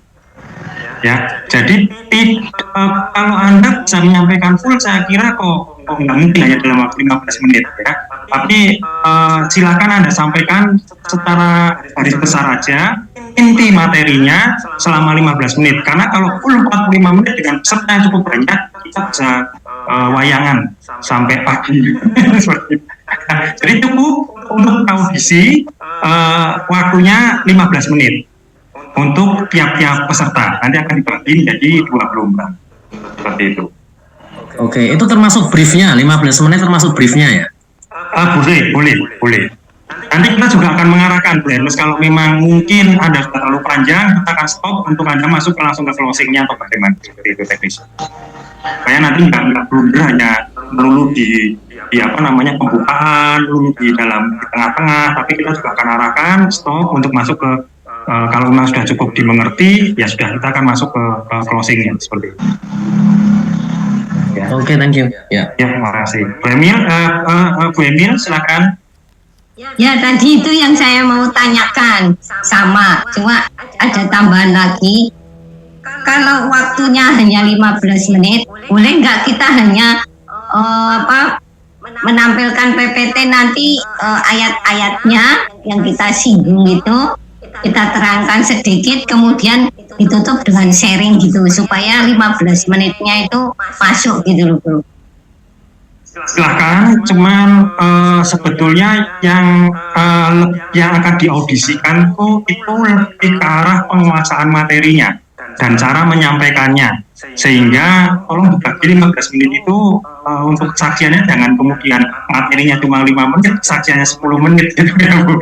Tapi silakan dibagi, mungkin untuk materinya 10 menit, kesaksiannya 5 menit seperti itu. Karena kalau kesaksian setelah kami arahkan, saya yakin sih pasti kesaksiannya akan berbobot ya. apalagi kesaksian dari para alumni CFM pasti akan berbobot. Cuman kami juga ingin tahu sejauh mana Anda menguasai materi, isi materi, dan Anda bisa menerangkan atau membawakan materi itu untuk mudah dimengerti, diterima oleh peserta MKS. Ya, oke bro, makasih. Ya. Dulu waktu saya audisi juga 10 menit sudah selesai kok Bu. Karena awal-awal audisi itu malah saya bingung mau ngomong apa. 10 menit sudah selesai. Silakan. Maaf, untuk pra-audisi itu tetap kita membuat PPT apa gimana? Tetap membuat PPT bro, anggapnya itu audisi, tapi kita itu belum dinilai ya, audisi itu kita berlatih bersama-sama. Tapi tetap seperti Anda membawakan sesi, seperti Anda membawakan sesi. Anggap aja itu Anda membawakan sesi lah, latihan untuk membawakan sesi seperti itu. Online ya, online kan? Online. Ya.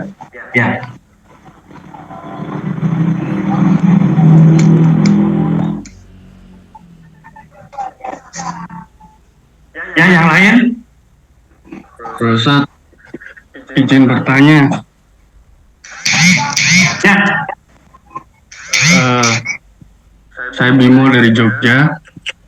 Ustaz, Ya. berarti untuk pra-audisi yang tanggal 4 itu kan belajar membawakan sesi. Ya. Selama 15 menit. Ya. Sorry, berarti ini kita harus pakai gerakan juga ya Bro Ustaz? Apa duduk saja? Oh silakan Bu Bimo, bebas. Bebas ya? Ya, kalau tadi kan saya ngomong itu latihan untuk membawakan sesi. Anda mau melakukan gerakan juga nggak masalah. Jangan lupa yel-yelnya.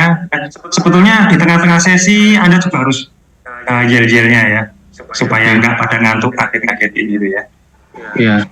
Ya, silakan bebas saja seperti Anda membawakan sesi. Nggak perlu dibatasin. Kalau mau pakai gerakan, mau pakai apa, silakan. Berarti posisi berdiri juga nggak apa-apa ya? Nggak apa-apa. Boleh, bebas. Yang penting terdengar jelas suaranya. Siap. Joturu pokoknya Bro. Ya, keturun kok Mas. Thank you Bro Ustaz. Pada saat sesi. Bro Iwan silakan. Malam bro, saya yang nanya. Mungkin lebih ke Sis Joyce kali ya. Suaranya bisa diperjelas lagi Sis, Kathy. Suaranya nggak jelas? Nggak jelas? Udah jelas? Ya. Oh ya. Ya Sis. Mungkin hanya tentang jadwal saja. Secara psikologis gelombang 1 tanggal 4 dan gelombang 2 tanggal 18 itu sangat berefek loh. Terutama dengan jadwal pekan suci yang padat ya. Itu kan kesannya orang melihat tanggal 4 berarti cuma punya waktu sekitar 5 hari dan tanggal 18 itu 2 minggu. Padahal tanggal Lebaran terutama itu buat kami yang kerja itu adalah libur yang lumayan panjang yang bisa dimanfaatkan daripada libur Paskah. Kalau libur Paskah kami yang pegawai dan Katolik biasanya malah nggak libur gitu loh. Apa bisa dipertimbangkan untuk jadwal gelombangnya ini, terutama yang tanggal 4. Meskipun tadi Bro Setiadi bilang bahwa ya nggak apa-apa, wong itu masih ada waktu gitu. Cuman efek psikologisnya lumayan gitu. Makanya tadi Sis Linda mungkin bertanya gitu. Itu aja sih. Dan masih puasa itu. Saya bantu jawab ya, nanti si Joyce bisa menambahkan. Sebetulnya audisi itu kan belum dinilai Sis. Jadi ya jangan jadi beban. Audisi itu belum dinilai. Itu hanya cuma untuk latihan aja. Nah nanti kita penilaiannya serentak pada tanggal 21. Seperti itu sih. Jadi jangan jadi beban psikologis. Bukan maksudnya penilaiannya bukan, tapi proses pembuatannya itu kan waktunya lebih sempit dibanding yang 18 April gitu loh. Pembuatan materinya. Menyusun materinya. Iya, penyusunan materinya itu kan waktunya lebih pendek dibanding yang 18 April. Saya bukan khawatir majunya apa gimana, tapi efek psikologis melihat tanggalnya itu sudah langsung, kok waktuku lebih sedikit, kok waktunya lebih banyak, kayak gitu-gitu loh, lebih ke sana. Sis Kathy, Padahal teman-teman yang dapat data tanggal 18 paling bikinnya juga tanggal 16 nanti. Iya, betul. Tapi kan efek psikologisnya lain. Oh, masih lama kayak gitu. Ya, Kalau masih kita ikuti saja prosesnya dulu ya. Yuk. Ya sih Sinda. Kalau saya sih lebih gini loh. Kita itu menentukan pilihan sesi berapanya kan besok ya paling lambat ya. Ya. Terus artinya seperti yang tadi dikatakan harus sesuai dengan sharing yang mau kita bawakan. Ini buat saya pribadi sih ya, buat saya pribadi. Mungkin kalau teman-teman yang lain bisa lebih cepat. Kalau buat saya ini berjalan sejajar. Kalau besok sudah harus menentukan sesinya, kemudian memikirkan sharingnya, buat saya itu tuh ya gimana ya, dapatnya itu nggak melalui sebuah perenungan yang dalam, gitu aja sih. Mungkin buat teman-teman yang lain it's okay gitu ya. Tapi kalau itu memang sudah aturan ya sudah, kita harus taat dan patuh, gitu aja sih. Lalu sama yang disampaikan siapa tadi itu, memang efek psikologisnya itu pasti akan berpengaruh. Kecuali begini, semua materi sudah dikumpulkan bersama-sama, tinggal nanti audisinya itu ya kalau bisa waktunya rada berdekatan lah, jangan punya sela yang terlalu lama. Itu aja sih. Ini dah. Soalnya materinya itu kan nggak bikin sih. Materi apa yang mau dikumpulkan bersama-sama? Kalau materinya tuh memang baku bro, yang menyampaikan itu yang butuh perenungan yang dalam itu loh bro. Kalau buat para pengisi yang sudah memberi ya mungkin sudah hafal melotok kayak gitu ya. Mungkin buat yang baru-baru itu aja sih. Tapi kalau yang namanya aturan ya kita kan harus taat dan patuh, itu aja sih. Cuman kita hanya menyampaikan aja. Monggo silahkan. Oke, makasih masukannya Mbak Cik Linda Siskati. Saya paham maksudnya.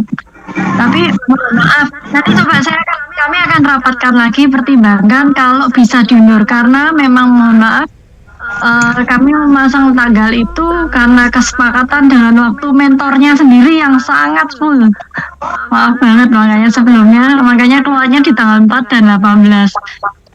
Karena sebelum tanggal 18-nya pada liburan juga ya. Waktu lebaran itu. Gitu.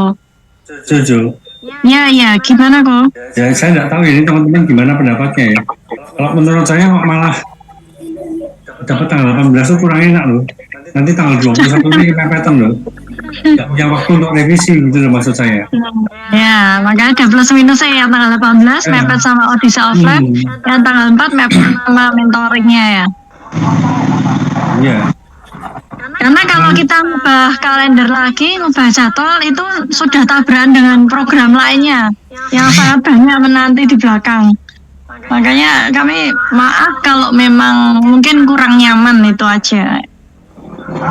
Ya, sementara dijalani dulu aja ya teman-teman ya, sambil kita nanti bicarakan ya.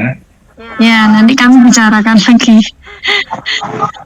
Jadwal yang semua padat. Saya tahu semua sibuk, apalagi yang pelayanan di gereja di Pekan Suci ya. Itu aja. Mungkin ada tambahan lagi atau pertanyaan dari teman-teman lagi? Ini ada pertanyaan dari Bro Agustinus Properto. Apakah pada saat sesi kedua perlu menjelaskan alur dari sesi 1 dan 2? Sesi ketiga menjelaskan. Jadi begini Bro, ketika Anda membawakan sesi kedua, kalau memang Anda rasa perlu mengulang sedikit tentang sesi pertama, ya nggak masalah. Asal Anda jangan kehabisan waktu, kemudian nanti Anda malah banyak waktu yang digunakan untuk mengulang sesi yang pertama. Tapi kalau memang dirasa sesi pertamanya sudah cukup jelas, ya sudah Anda langsung masuk ke sesi 2 aja. Cuman kalau ujuk-ujuk tiba-tiba Anda langsung masuk ke sesi kan ya orang juga harus ada benang merahnya dulu ya. Lebih baik mungkin mengulang sedikit sesi pertama baru masuk ke sesi yang kedua. Demikian pula sesi yang ketiga mungkin mengulang tadi apa yang sudah disampaikan. Misalkan sesi kedua yang membawakan Bro Michael, saya menyampaikan Bro Michael mengenai ini, sekarang kita mau masuk ke selanjutnya. Nah, kemudian Bro Rene Adrianus ya, apakah rekaman Zoom sesi ketiga kemarin bisa di-share? Nah ini tugasnya Sis Joyce. Kemarin sudah sesi 3 rekamannya sudah di-share belum ya? Ada coba. Dan aja rekamannya ada, nanti coba kita akan share. Rekaman memang tidak kami publish ya memang.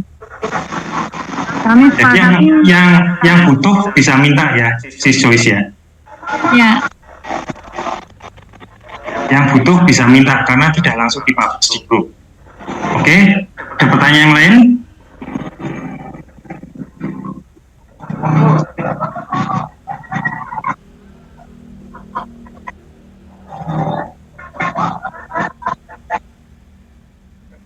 Kalau tidak ada, nanti kesimpulan apa untuk tadi yang proses-proses selanjutnya nanti akan dipublish, akan cantumkan di grup sama Joyce, jadi tanggal berapa kita mulai mengumpulkan apa, tanggal berapa kita mulai mengumpulkan apa supaya nggak pada lupa. Dan ya kami mohon dengan sangat karena memang keterbatasan waktu, maka yang untuk sementara tolong diikuti dulu prosesnya meskipun mungkin agak berbenturan dengan masa pasca dan lain sebagainya, tapi ya semoga kita semua bisa memberikan yang terbaik untuk Amin. dan kita bisa memberikan sebagai bukti cinta kasih kita untuk membalas cinta kasih Allah, kita mau melayani Dia dengan sungguh. Oke, cukup untuk malam ini. Kalau nggak ada pertanyaan, kita akhiri. Lagi yang mau tanyakan? Nggak ada? Bisa ada tambahan? Ya. Oh, Michael? Cukup dari saya. Apa? Cukup ya. Chris belum masuk lagi ya? Belum selesai. Belum masuk lagi. Oke. Cukup aja, Jo. Baik. Ya.